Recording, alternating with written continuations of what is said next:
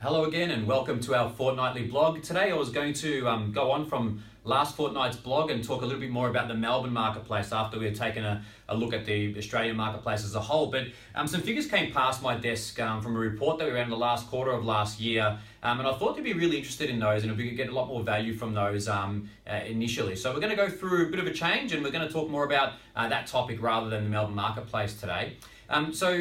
With Nyko, traditionally over the last 9 years or so that we've been in operation, our clients have been your typical investor. So aged from around about 35 to about 55 years old, owned their own home, had one or two more investments, or sometimes just owned their own home and looking for their first investment. That was our typical client profile. And for good reason, that's a typical investor profile out there in the marketplace. But over the last year or so, probably in early 2016, we started seeing this become a bit of a thing and being played out in the media a bit more. And we started seeing a few of these kind of clients come through. Last quarter of last year, we saw the numbers increase significantly. And those clients that we're talking about are rentvestors. So rentvestors are people that don't own the property they live in. So they're renting where they live, but they buy an investment property first. Now, they're becoming more and more of a feature in Australian property market at the moment, especially in Melbourne and Sydney, because of the affordability issue. We're seeing that prices are getting higher and higher. Now, if you already own a property in those marketplaces, your property moves up too, so it's easier to afford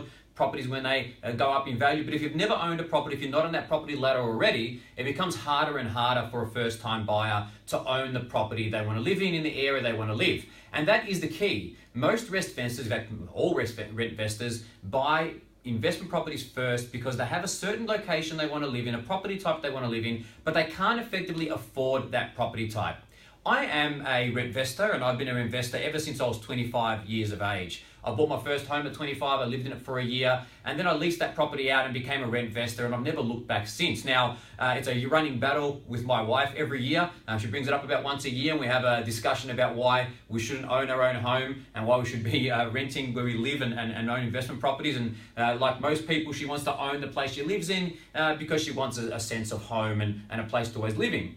But this is a discussion that I have with her, and it's the same discussion that a lot of people, a lot of rentvestors have when they come to our business. And I say to her too, there's two main things of why I think we shouldn't own the property that we live in, so we should rent it. And mostly the two reasons are the same for investors everywhere.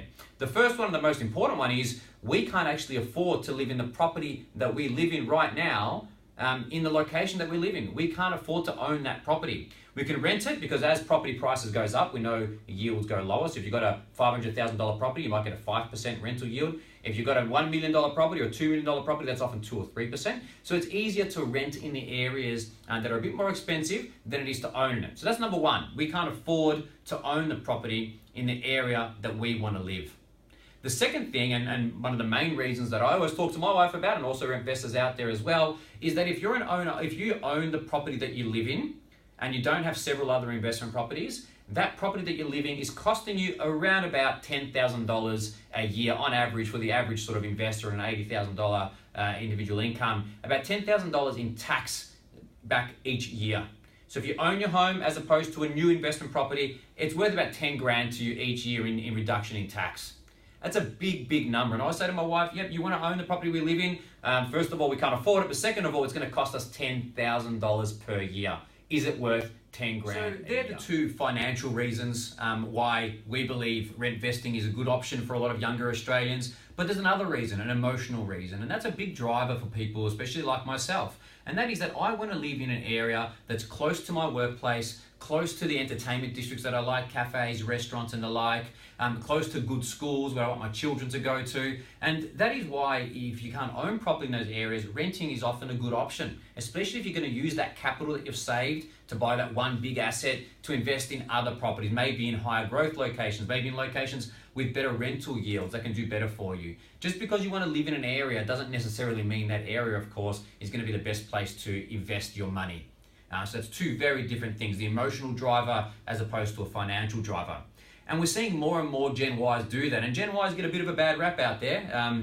But we know that Gen Ys actually are a little bit more thrifty than their Gen Xs, and especially the baby boomers before the Gen Xs. And that's because they became adults, or a lot of them anyway, became adults during the GFC. So they've been through that sort of period of struggle. They understand what the markets are like out there, and they're generally speaking a little bit more thrifty than your average Gen X out there. So they stay home longer. You hear about these stories where they're 35 years old, still living at home. That's the reason for that. So they're doing it more and more in the marketplace, and for very good reason. In fact, in our business in the last quarter of last year, and these are the figures I was talking about, 19% of all our clients were Rentvestors. 19%. Now, that's a huge number for us. Traditionally that number will be under 2-3%, maybe one every now and again. But to be 19%, it's really showing us the effect that affordability is having on the marketplace, but also the change in attitude to home ownership that your younger Gen X's and your Gen Y's are having. So a really interesting topic that I thought I wanted to touch on with you guys today. I hope you got something out of it. Don't discount your younger clients. Make sure that they understand what's happening out there, and this is an option for them. If they want to learn more about investing and looking at the right kind of properties for their requirements, get them along to a NICO event in your state, and we'll be more than happy to help them. Thanks again. I'll see you again, same place, same time in 2 weeks' time. Thanks so much. Bye.